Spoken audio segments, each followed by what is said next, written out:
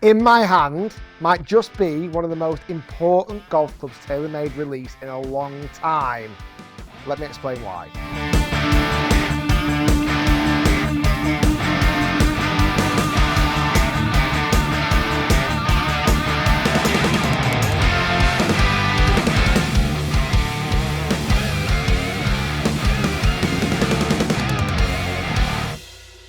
Over the last few years, TaylorMade have taken leap and bounds at certain categories of golf club, including drivers. They've done a great job with the drivers, and to be honest, they pretty much dominate that market. Irons, they've done an incredible job over the last few years, really starting to take leaps and bounds. Certainly like the TaylorMade P790 irons, and even the golf ball, like they've smashed it with the golf ball with the TP5, has now become a serious competitor like a Pro V1. Even spider putters, like so unbelievably popular. However, there's one aspect of TaylorMade's golf club lineup that they've not always hit on: the wedges. And even some of the most famous TaylorMade tour pros, including Rory McIlroy, kicked the TaylorMade wedges out of the bag to replace them with Vokeys, at least trying them. So this is why, for me, I think this golf club that I'm going to review now might be one of the most importantly released: the brand new TaylorMade MG4 wedges. Now, I've got three in my hands. I've got a 50 degree in the black satin finish, and I've got two of the chrome wedges as well in a 56 and a 60. Now, I'm excited to review these because only a few years ago, I actually myself had TaylorMade wedges in the bag, the MG2s, and to be honest, I really liked a lot of the components of those TaylorMade wedges. More recently, I've been having a Vokey in the bag, and even recent, I've been using Indie wedges.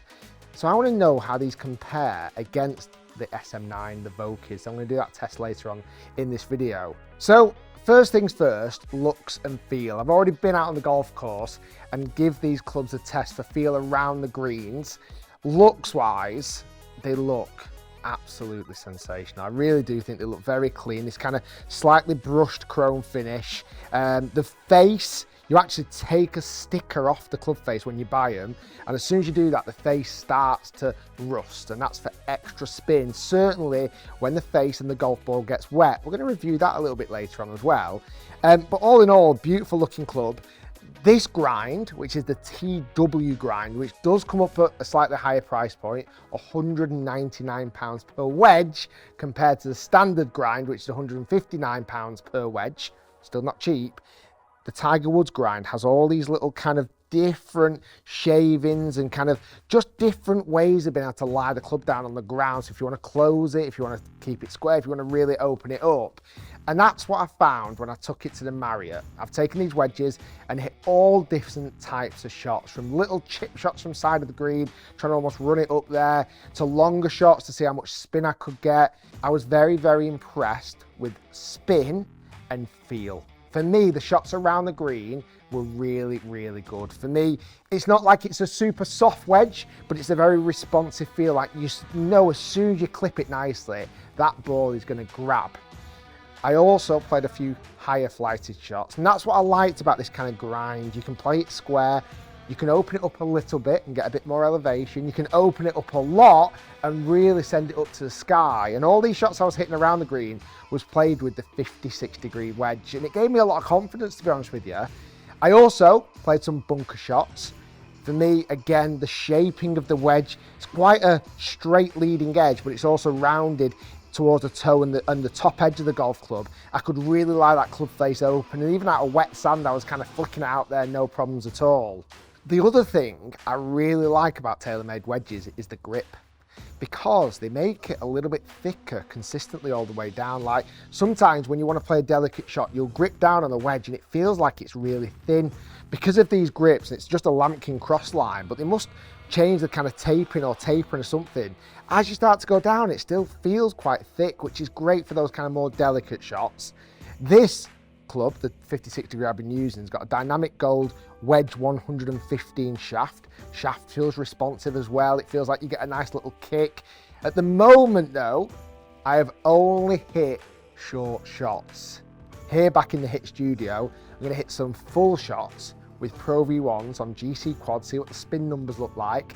I'm also going to compare it to a brand new, and I mean just been bought to actually pick one up from the Marriott, a 56-degree SM9 to test it against, which I think we'll do a little giveaway in this video for. And also, finally, I'm going to spray the club face and the ball and test it in wet conditions.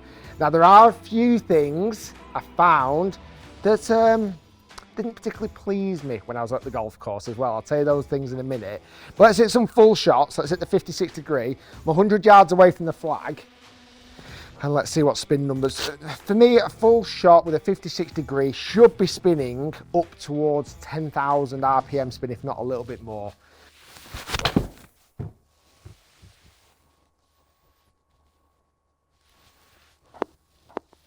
Oh, a little bit of spin. Look at that. One full shot and it's ripped the cover off. Now I must admit, when I got these out of the packaging and actually felt the face felt so unbelievably rough. I mean, that has literally taken off some of the cover of the golf ball. Crazy, right? Set a few more.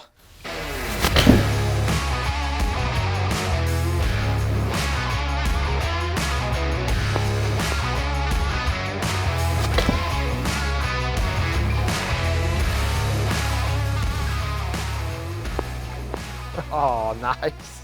On full shots, again, it's really interesting. I think I'm looking for something that doesn't exist. I've had it with the Vokey wedges, with these new indie wedges I've got in the bag at the moment, and even these, it's not like it's a real butter soft feel, and there must be a reason for that. There must be, to gain the amount of spin and traction. You can't almost make a wedge too soft. So I think I'm going to have to resign to the fact I can't find a really soft wedge for me. However, I'm looking for performance. Those first few shots were phenomenal. It doesn't feel bad. It's just, you know, it's just not like, the ball doesn't feel like it's sinking into the face. And again, there's got to be reasons, got to be science behind that. Why hardly any brands make forged wedges? I think I'm looking for a unicorn that doesn't exist.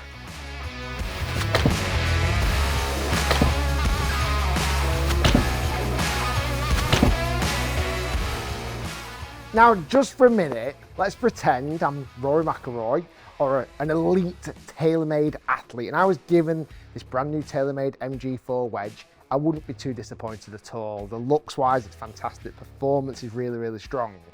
But just while it's fresh in my mind, let me hit, I've got a brand new Titleist Vokey SM9. Brand new, out the packet, exactly the same loft setup, etc. Let's give this a bit of a hit as well. Now, for a couple of things, looks-wise, I mean, it's hard to argue that the Vokey's not better looking. It is absolutely gorgeous. It's a little bit more simplistic in its design. Again, very similar to what we've seen with the Titleist iron lineup.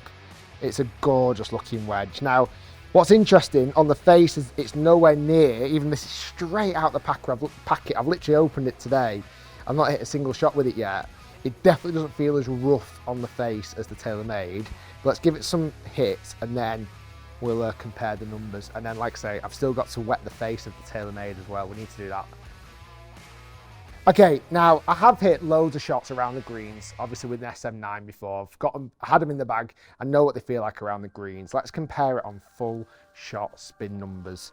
Now, looks-wise, the big standout difference is that front leading edge has more of a roundness to it, slightly more curved. And just the shape itself is a little bit more rounded, from all the way from the toe to the top line, back down to the bottom.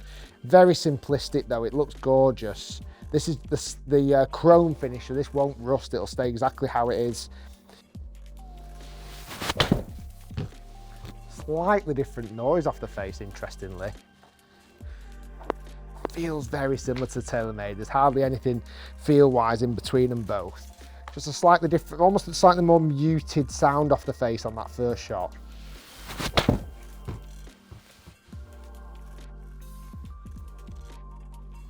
What is interesting here, from switching directly from the TaylorMade to the Vokey, the weight, the head weight of the Vokey doesn't feel as, maybe it's balanced. Like, I'm liking the head weight of the TaylorMade. It feels a little bit heavier. I know where the club head is. This feels a little bit lighter towards the club head.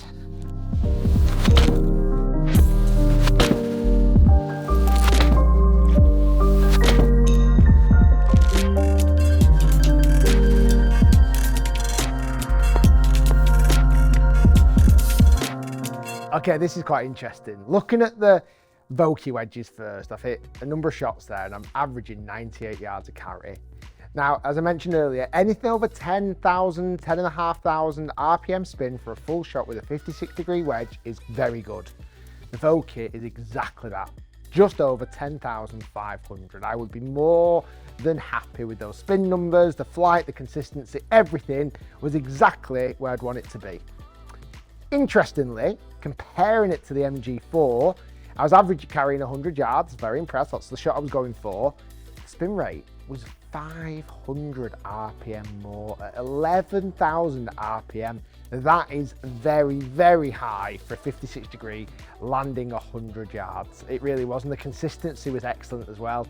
And even the flight, there's not that much difference. Looking at the data, the Vokey wedge did launch 1.5 degrees higher, but apart from that, both very good numbers. Like, I would be very, over the moon, but if you're looking at the standout feature there, the MG4 spun at 500 RPM more. That's quite a big chunk, to be honest with you. So looking at those numbers, you would think, well, why would anybody really look for the Vokey wedge over the MG4? Certainly these tour pros. Well, I reckon it's twofold really, two factors. Number one is trust. Vokey have had an incredible heritage, history making tour winning wedges. I mean, there's no question around that at all. No one can argue that. And I would also say Vokey, because they are much more of a specialised wedge brand, even though it sits within the Titleist empire, Vokey, as a tour pro, if you're going to go to the Titleist truck, you're going to see Mr. Vokey himself, Bob Vokey, who's still out there working and grafting. You can have the soul of that club designed however you wish to suit your exact needs. And again, we're talking tour pros here. Now, for you and me, Joe Average, I don't think it's going to be that much of a difference. We're not going to get that tour level service. It's just an interesting topic of why tour pros might use different wedges.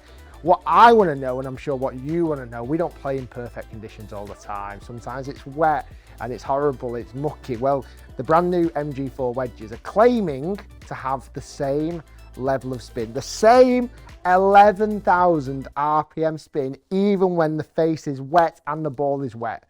A moisture effect spin. So just a quick one, as mentioned, if you want to have a chance of winning this brand new Titleist Vokey SM9, which I've bought just for this video, that's only been used in this room, be sure to subscribe to the H.I.T channel and leave a comment down below. We will pick a random winner in the next few weeks and we will post this to one lucky winner anywhere in the world. Right, back to the video. So let's test that theory. Let's get some water on the club, on the golf ball, and give that a test, because I'm very intrigued to know if the spin can still stay as high as it was when everything was dry. I'm going to properly wet this. I'll give the ball a spray and the club. Now, TaylorMade are claiming there's these deep laser etched channels between the grooves which actually disperse the water out the way so that you get the most spin still. I'm making sure it doesn't, no water at the moment drips off it anyway. So picture the scene, it's throwing it down, it's torrential wet weather, my golf ball is wet, my club face is wet, and I still want to spin this shot into this 100-yard green. I mean, there's no difference in feel massively. Go in the hole. Okay, a little bit short. Okay, last one. Let's get it wet. Right, come on, let's see what happens.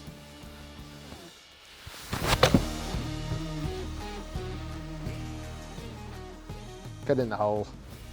They've all come up a little bit shorter, which is interesting. Consistent, but shorter. So the face is dried again. The one thing I was going to pick up on from earlier, when I was out on the golf course and hitting the shots out the bunkers, there was a little bit of that etching as I've just been talking about. Definitely looked like it was kind of already starting to wear off. I only hit a handful of bunker shots, so that is definitely something to note. So that was my big gripe. It felt like the face scratched a bit too easily. Spending £200 on a wedge, you do not want that to happen. However, does the etching in wet condition help keep that consistent spin from dry to wet? Well, again, from dry, we were seeing over 11,000 RPM. It's dropped off. I kind of guessed it would have done. In wet, the spin rate was 8,100. It's dropped by 3,000 3,000 RPM. Now granted, all three of the shots were very, very consistent with each other, but there has been a drop off. 3,000's quite a chunk, I would say. Still spinning, but there is a decent difference there. Guys, if you're in the market for a brand new wedge, definitely, I would highly recommend the MG4s. I'm potentially going to throw these in the bag for a few rounds of golf and see how they get on, because I think they are very, very nice. Thanks for watching, guys. Stay tuned. Lots more to come, and we shall see you next time.